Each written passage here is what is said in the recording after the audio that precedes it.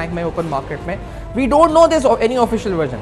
Government FIA action करती है, कुछ एक्सचेंज कंपनीज बंद हो जाती हैं, स्टेट बैंक एक्शन करता है, कुछ एक्सचेंज कंपनीज, ये हम सुनते रहते हैं कि फला कंपनी सील हो गई, ये हो गया। फिर अफगानिस्तान का एक सुन लेते हैं कि वहां स्मगलिंग हो रही है, लेकिन ऑफिशियली हमें हो क्या रहा है, हम वी डोंट नो दिस, क्या हो रहा है, कौन फायदा उठा रहा था ये।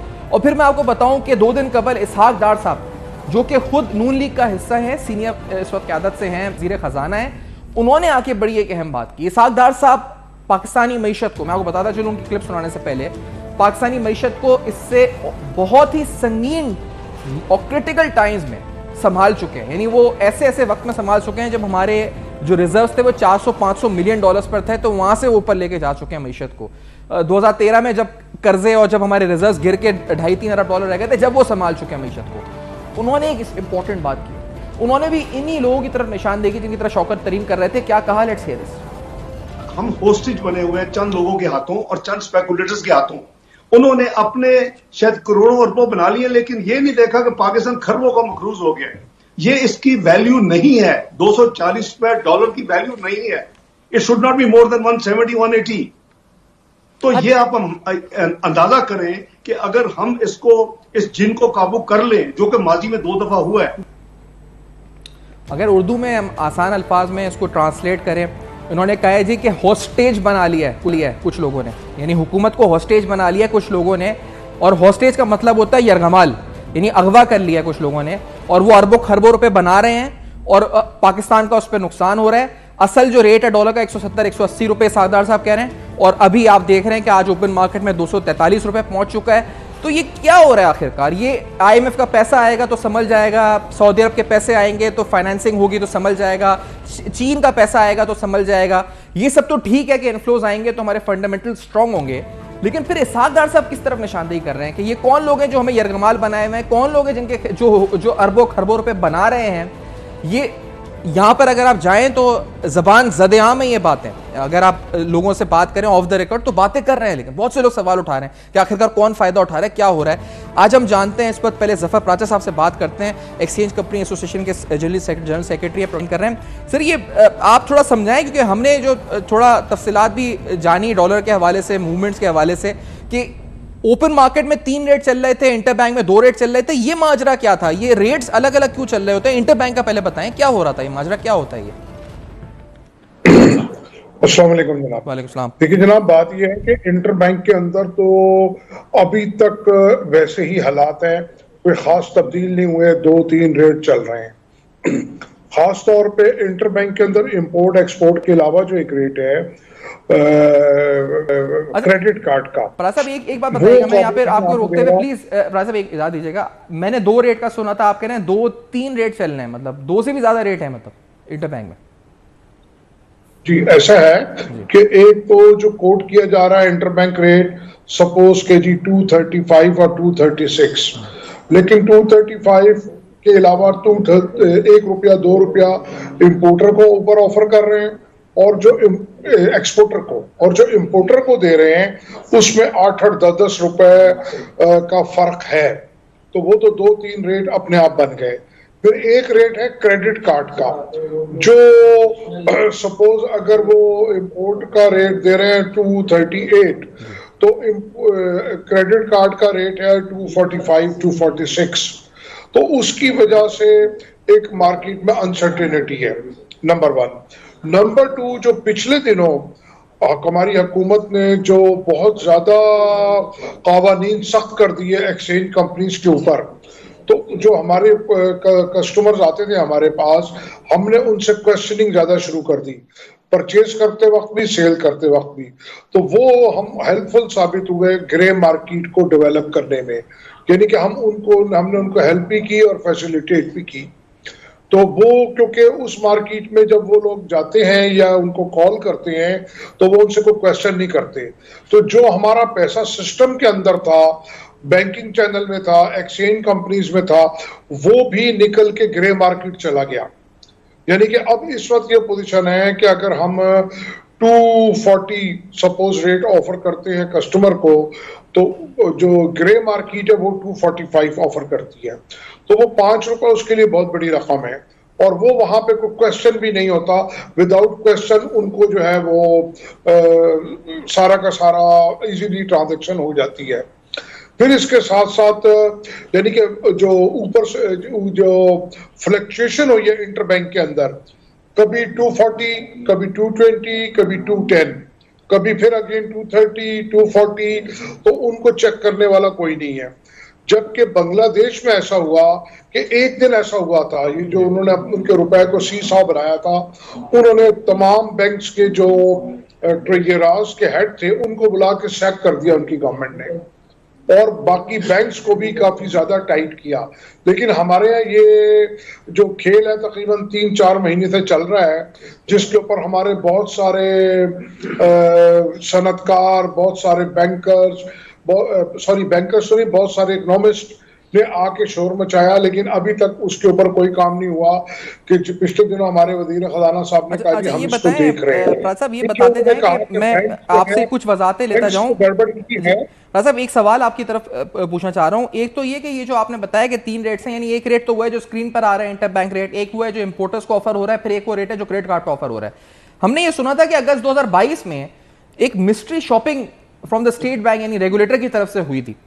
वो मिस्ट्री शॉपिंग क्या थी और उसके बाद क्या नतीजे में पहुंचे थे? कि उसके बाद जो विजिबल एक्शन नजर आया था वो तो एक्सचेंज कंपनी से खिलाफ था।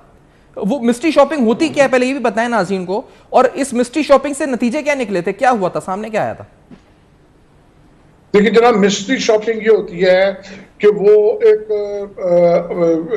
कस्टमर बन के आते हैं और कहते हैं मुझे डॉलर चाहिए, तो वहां पे जो वो ऑफर कर रहा होता है, अगर वो कंट्रोल रेट से ऊपर ऑफर कर रहा होता है, कम या ज्यादा, तो वो उसको नोट कर लेते हैं और उससे वो किसी तरह रसीद हासिल कर लेते हैं और फिर उस एक्सचेंज कंपनीज के खिलाफ एक्शन लेते हैं। और वो पिछले दिनों स्टेट बैंक ने एक्शन लिया, जो कि एक अच्छी बात थी, लेना चाहिए।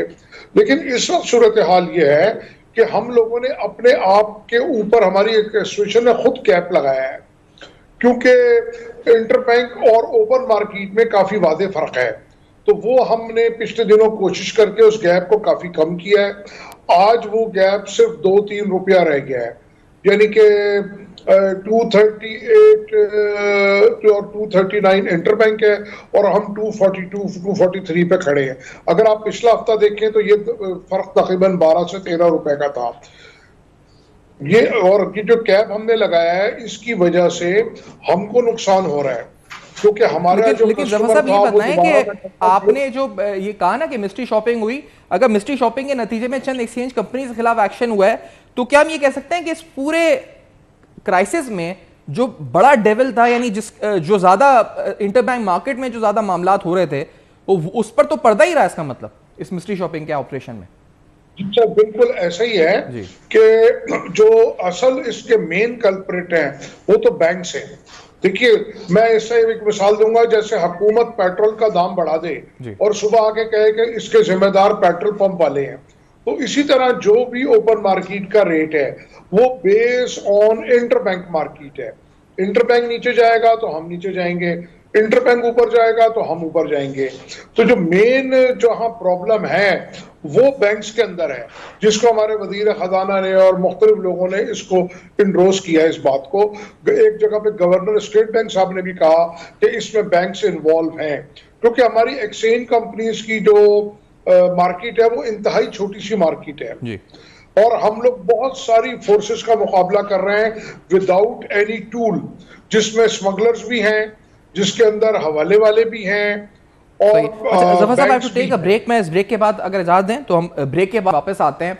बड़े अहम सवालात हैं ये, कुछ संगीन नौयत के सवालात हैं, मामलात हैं। हम ये समझते हैं कि फंडामेंटल्स और मार्केट किस तरह मूव कर रही है, इंटरबैंक की इनफ्लोज और आउटफ्लोज की जो एक्सपेक्टेशन है और जो एक्चुअल इनफ्लोज हो रहे हैं वो क्या हैं, आउटफ्लोज हो रहे हैं वो क्या हैं। इसके बावजूद हमारी इंटरबैंक मार्केट या ओपन मार्केट अंडर प्रेशर है। वजह इसकी आखिरकार क्या है, हम कर रहे हैं बेनकाब। मजीद गुफ्तगू होगी इस ब्रेक के बाद।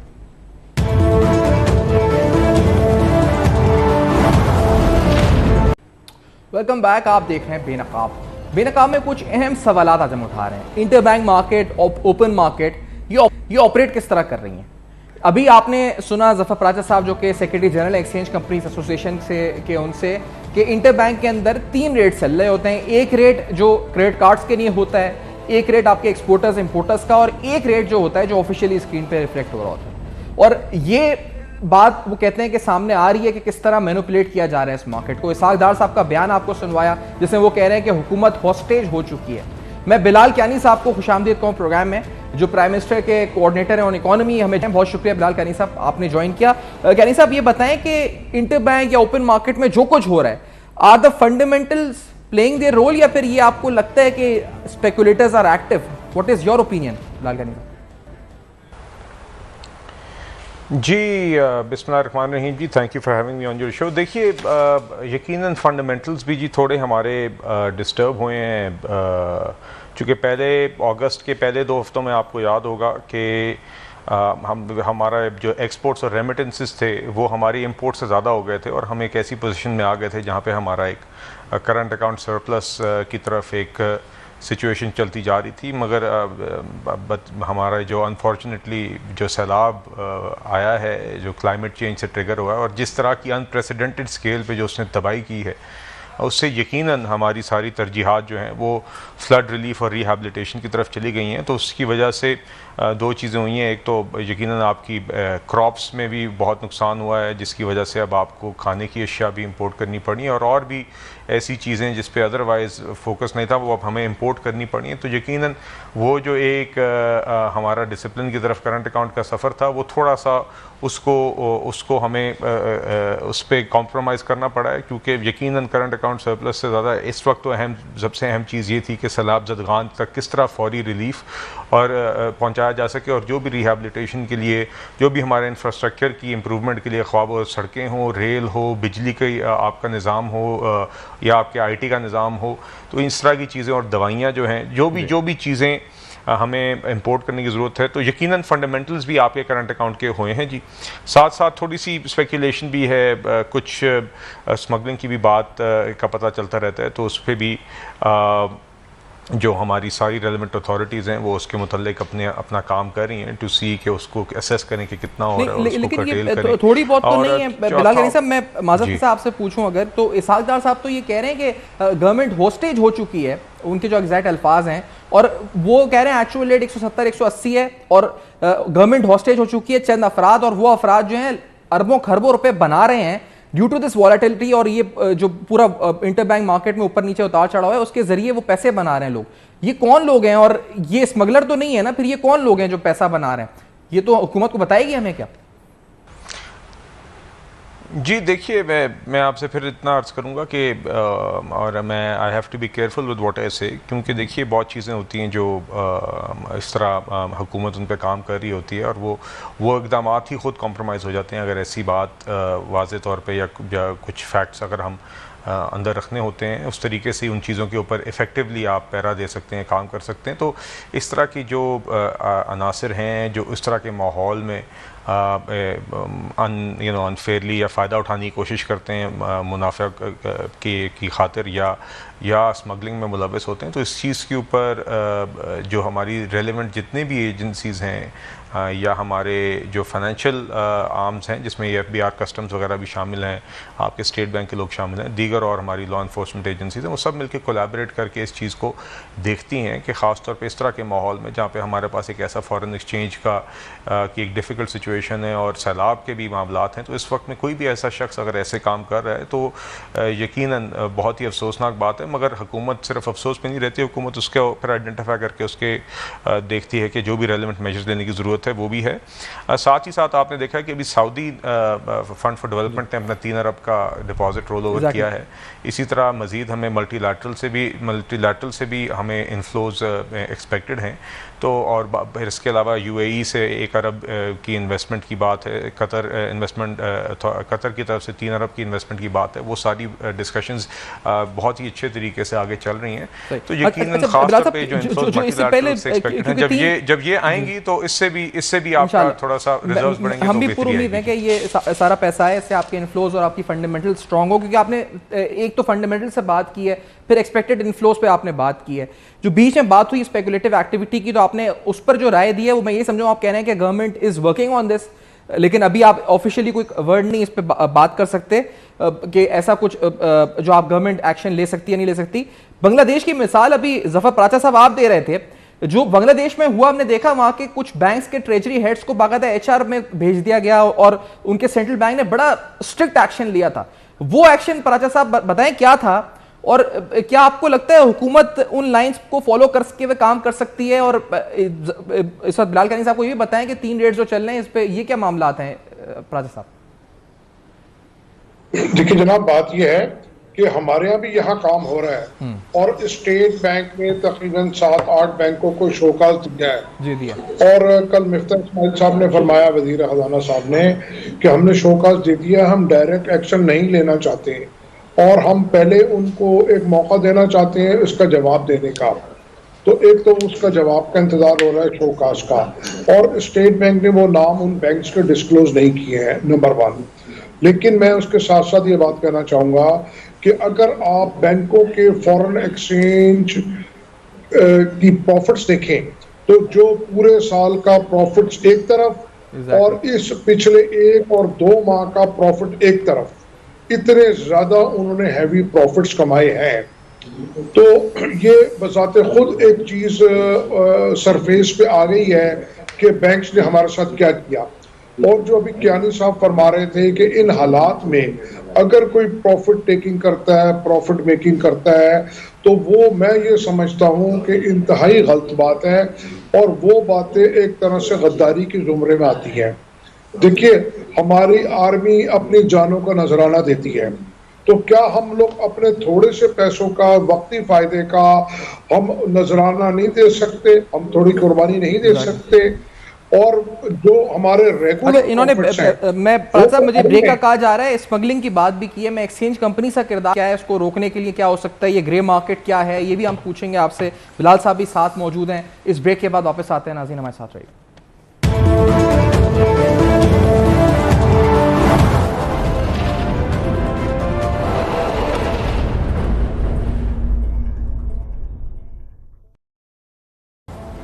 Welcome back. आप देख रहे हैं बेनकाब, और आज बेनकाब में तफसीलन बात हो रही है। अभी हमने जो गुफ्तगू करी वो interbank market, open market, dollar की फ्लक्चुएशंस, रुपी पैरिटी, डॉलर रुपी पैरिटी, और अंदरूनी हक़ाइक़ क्या हैं। इसाक डार साहब जब ये कह रहे हैं कि यरगमाल हो चुकी है हुकूमत, तो उनकी मुराद से क्या है, हुकूमत क्या एक्शन ले सकती है? बिलाल कानी साहब प्राइम मिनिस्टर के कोऑर्डिनेटर ऑन इकोनॉमी हमारे साथ मौजूद हैं। हमारे साथ ज़फ़र प्राचा साहब एक्सचेंज कंपनी एसोसिएशन के, और अब ज़ुबैर मोतीवाला साहब भी मौजूद हैं। ज़ुबैर साहब, आपको खुशामदीद कहते हुए कराची अमन अमान पर आने से कबल डॉलर के मूवमेंट्स पे भी थोड़ा आप कमेंट कीजिएगा। क्या ये वाकई में फंडामेंटल्स अपना रोल प्ले कर रहे हैं या ये स्पेकुलेटर्स एक्टिव हैं? और ये कौन लोग हैं जिनकी तरफ खुद हुकूमत की जमात की तरफ से आवाजें उठ रही हैं कि अरबों खरबों रुपए बना रहे हैं? कौन लोग हैं? आपको क्या लगता है, आपका एक्सपीरियंस क्या कहता है मोतीवाला? मैं तो समझता हूँ कि जिस तरह के उसी के चल रही है, जो इकोनॉमी के हालात, हमारी जो रिजर्व्स की पोजीशन है और हमारी जो करंट अकाउंट डेफिसिट है, उसी के हिसाब से जो है ना क्या करेंगे, कोई और क्या करेगा। लेकिन बहरहाल आप की बात लेकिन अगर आप पैरामीटर्स देखें, एक्सपोर्ट इम्पोर्ट के बीच का यही डिटरमिन करता है कि वेयर यू स्टैंड। और जहाँ कंट्री खड़ी होती है वहीं एक्सचेंज रेट भी होता है। कंट्री के अपने पैरामीटर्स होते हैं, जो आपका मुल्क होता है उसकी जो वैल्यूज होती हैं, जो आपके रुपए की कदर होती है, उसी के हिसाब से देखी जाती है कि आपकी जो कारोबारी पोजीशन है वो क्या है। सही। और ज़ुबैर साहब, दूसरा जो कंसर्न आप जो रेज हुआ रिसेंटली, और मैं चाहूँगा कि आप इसको यहाँ पे इस प्लेटफॉर्म से भी हाईलाइट करें, शहर कराची में अमन अमान के मसाइल और जो भी इंटरेक्शन KCCI में हुआ पुलिस चीफ के साथ, क्या हम कह सकते हैं बतौर शहरी के स्टेट ऑफ डिनाइल में है यहाँ पे अथॉरिटीज शहर के अमन अमान को लेकर? देखिए जी, मैं आपको बताऊंगा ये जो है ना, ये अब मैं क्या बताऊं, आप BC शहर में रहते हैं, मैं BC शहर में रहता हूँ। बात ये कि अमन अमान की सूरत हाल, एक आदमी मुझे ढूंढ दे तो कहे कि नहीं कराची बड़ी सेटिस्फैक्ट्री है, अब एक भी कराची आइट नहीं मिलेगा जो ये बात कहे। तो जब हमने वो बात की तब हमने वही बात को DCPO साहब के सामने लाने की कोशिश की कि देखिए स्ट्रीट क्राइम्स बहुत ज्यादा बढ़ गए। उन्होंने खुद भी कन्फेस किया कि हाँ जी स्ट्रीट क्राइम बढ़े। अब बाकी क्राइम की क्यों बात करते हैं? हमने बोला हमने स्ट्रीट क्राइम की बात करें जिससे ट्रॉमा होता है। ये एक ऐसा क्राइम है जिसके अंदर रकम बहुत बड़ी नहीं जाती, शायद एक टेलीफोन चला जाता है, कुछ वॉलेट चला जाता है, कुछ रुपए चले जाते, रकम नहीं बड़ी होती। लेकिन जब रोड के ऊपर को आपको पिस्तौल दिखाएगा और आपने कभी प्लास्टिक की पिस्तौल से भी ना खेला हो, तो आप ये मुझे बताएं कि वो ट्रॉमा जो है ना, वो 4-6 दिन में वो घर से नहीं निकलता। और कोई मोटरसाइकिल होती तो उससे डर जाता है। वो जो ट्रॉमा है वो शहरी कराची के उससे बहुत परेशान है। बात ये कि अगर आप हर गली में रोड के ऊपर आपके साथी अगर कुछ हो रहा है और आपने देखा आज का अखबार है कि 3 लोगों को उन्होंने जख्मी कर दिया है, आपका जो मगर्स थे जिन्होंने लूटते हुए रेजिस्ट किया, तो 3 लोग आज भी जख्मी हुए। तो यही हम कह रहे हैं आप। फिर हमने एक और ऑफर किया इनको कि हमने कहा थाने तो काम करें कि अगर 108 थाने में अगर आप समझते हैं तब थानों को एक जिम्मेदार होना चाहिए अपने का। अगर आप वो नहीं करते एक और सोल्यूशन देखिए कि पुलिस का मोराल बुलंद हो। आप 108 से बेस्ट। अच्छा, आपकी आवाज भी कट के आ रही है, मैं हमें भेज दें, हम उनका। अच्छा, आपकी आवाज कट के आ रही है, लेकिन आपका पॉइंट ऑफ व्यू जो पहुंचे, मैं अगर आप आगे आपकी जी ठीक है। मैं बिलाल क्यानी साहब आपको पूछना चाहूंगा कि क्योंकि आप प्राइम मिनिस्टर के कोऑर्डिनेटर हैं ऑन इकोनॉमी, मुझे बताइएगा यहाँ पर एक हद होती है और उस हद को पार कर चुके हैं जो क्राइम्स हैं। आप जिस तरह कह रहे हैं, जिस तरह जुबैर मुदीर साहब बता रहे हैं कि इसका एक नफ्सियाती इम्पैक्ट है जो बहुत शदीद है, जिसके साथ कोई होते ही वादा तो 6-6 दिन तक बाहर नहीं आता, $1 का इम्पैक्ट और अब ये सब चीजें। क्या प्राइम मिनिस्टर एड्रेस करेंगे इन चीजों को और कब करेंगे, बिलाल क्यानी साहब? जी बिल्कुल जी, देखिए ये बुनियादी तौर पे हमेशा एक प्रायोरिटी होती है वफाकी हुकूमत की और हमारी पार्टी की। और ठीक है, अभी इस कोalition गवर्नमेंट की मतलब कि हमारी एक अगर आप देखा जाए तो जो कोalition पार्टनर्स हैं उनकी सूबाई हुकूमतें एक तो सिंध में है और बलूचिस्तान कोऑपरेट करता है, वो पंजाब और केपी का आपने देखा ही है कि क्या माहौल है। तो नंदलेस वज़ीर आज़म जो हैं वो इस चीज़ को से बालातर होकर कि किस सूबे में किसकी हुकूमत है, आपने देखा है सैलाब में भी उन्होंने इस चीज़ की परवाह नहीं की। बल्कि मैंने ख़ुद ऐसी मीटिंग्स में बैठा रहा हूँ जहाँ पे उन्होंने केपी में उन्होंने बताया है, हमारे सेक्रेटरी साहिबान ने पावर के इंफ्रास्ट्रक्चर के बारे में, एक तो जगह जहाँ पे पहुँचना बड़ा मुश्किल था, उन्होंने कहा जी कि यहाँ पे 4 दिन या 3-4 दिन या 5 दिन लग जाएंगे। तो उसमें भी मैंने खुद प्राइम मिनिस्टर साहब को करते हुए देखा केपी के कुछ हिस्सों में कि उन्होंने कहा जी मुझे ये बहुत आबादी है जो इफेक्ट हो रही है, या जो जहाँ से भी आपको रिसोर्सेज मोबिलाइज करने की ज़रूरत होती है तो 2-3 दिन में इसको करें। तो उन्होंने हमेशा मैंने जो विटनेस किया उनको on a daily basis meetings में भी, उनकी तरजीहात में मैंने देखा है कि हमेशा उन्होंने इस चीज़ से बालातर होके ये अपने मामलात को देखा। और ये द सेम अप्लाइज टू जो सिक्योरिटी कंसर्न्स हैं। ठीक है, वो सूबाई और वफाकी दोनों की रिस्पॉन्सिबिलिटी होती है, सूबाई पुलिसिंग की ज़्यादा होती है, बट एज़ वी नो जो क्राइम है it is not just case of enforcement. Crime के अंदर और भी चीज़ें आ जाती हैं जो अगर आपने इस मसले को जड़ से हल करना हो तो उसमें एजुकेशन है, रोज़गार है, दीगर चीज़ें। तो ये सब चीज़ें हम सबको मिल के देखना होंगी। और अगर कहीं पे भी कोई स्पाइक आया है तो मेरे ख्याल से यकीनन वफाकी और सूबाई लॉ इन्फोर्समेंट एजेंसीज़ को पॉलिटिकल क़यादत की गाइडेंस दोनों सूबे में और वफाक की उनकी गाइडेंस के अंडर ये मिल के हमें काम करना होगा इसके ऊपर। तो हमें बिल्कुल इन सब चीज़ों से बालातर होकर करना चाहिए और वज़ीर आज़म भी यही व्यू रखते हैं और इसी तरीके से ही वो ऑपरेट करते हैं। जी तो ये हम उम्मीद करते हैं इस पर भी कोई एक्शन होगा। लास्टली मुझे बता दें, 170-80 इसादार साहब ने कहा था डॉलर रुपी पैरिटी होनी चाहिए, आपका पॉइंट ऑफ व्यू यही है या अलग है? गवर्नमेंट पॉइंट ऑफ व्यू से मैं पूछना चाह रहा हूँ। देखिए, विसाख डार साहब एक बहुत तजर्बाकार फाइनेंस मिनिस्टर हैं जी, हमारी पार्टी के सीनियर और इकोनॉमिक टीम के सीनियर मेंबर हैं और यकीनन उनका एक तजर्बा है। तो अगर वो उनका व्यू आई एम श्योर एक इन्फॉर्म्ड होगा। मगर जो मोतीवाला साहब बात कर रहे थे कि फंडामेंटल्स जी इवेंचुअली आपकी ड्राइव करती हैं। अगर कोई स्पेकुलेटर्स हैं या किसी किस्म से कोई परसेप्शन या एक्सपेक्टेशन फॉल्स बनी हुई है जिसकी वजह से डॉलर रेट हाई है, तो वो भी हमें ज़रूर देखना चाहिए। वो कभी कभी टेम्प्रेरी फैक्टर होता है, मगर बुनियादी तौर पे हमें उम्मीद है इंशाल्लाह कि ये फंडामेंटल्स जो हैं, जब हमारी एक तो इन्फ्लोज जब मजीद आएंगी जो मैंने आपसे कहा मल्टीलैटरल से एक्सपेक्टेड हैं, और ये जो हमारा टेम्प्रेरी शॉक आया है थोड़ा सा करंट अकाउंट में, क्योंकि हमने फ़ौरन ये रिलीफ और रिहैबिलिटेशन एफर्ट्स के लिए और जो हमारी क्रॉप्स इफेक्ट हुई हैं उसको फ़ौरन हमें अपनी खाने की अशिया की ज़रूरत पूरी करने के लिए जो इंपोर्ट्स करनी है, इस तरह की दीगर चीज़ें, ये फिर से जब हमारा करंट अकाउंट थोड़ा सा वापस उस ट्रैक पे जाएगा जिधर हमने अगस्त में छोड़ा था और थोड़ी सी इन्फ्लोज आएंगे, तो आई एम श्योर फंडामेंटल्स के साथ आप फॉरेन एक्सचेंज में भी इंप्रूवमेंट देखेंगे। बहुत बहुत शुक्रिया बिलाल क्यानी साहब, आपने वक्त दिया, प्रोग्राम में ज्वाइन किया। ज़फ़र पक्का और जुबैर मोतीवाला साहब का भी जिन्होंने प्रोग्राम में ज्वाइन किया। नाज़रीन, डॉलर पे बात हुई, कराची के अमन में बात हुई, वाइंड अप करेंगे इस पूरे डिस्कशन को मेहमानों का शुक्रिया अदा करते हुए अगले सेगमेंट में हमारे साथ।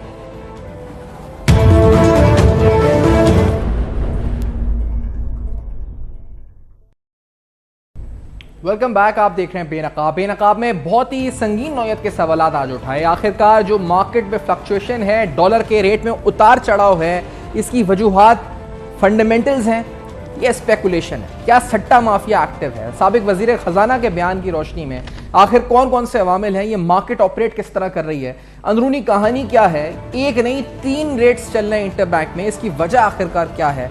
और बांग्लादेश की मिसाल के साथ क्या हुकूमत कोई एक्शन ले रही है या ले सकती है? इस बारे में सारे अहम सवाल उठाए। फीडबैक के लिए फेसबुक, ईमेल और ट्विटर पे जरूर लिखिएगा। देखते रहिएगा। अब तक अपना बहुत ख्याल रखिएगा।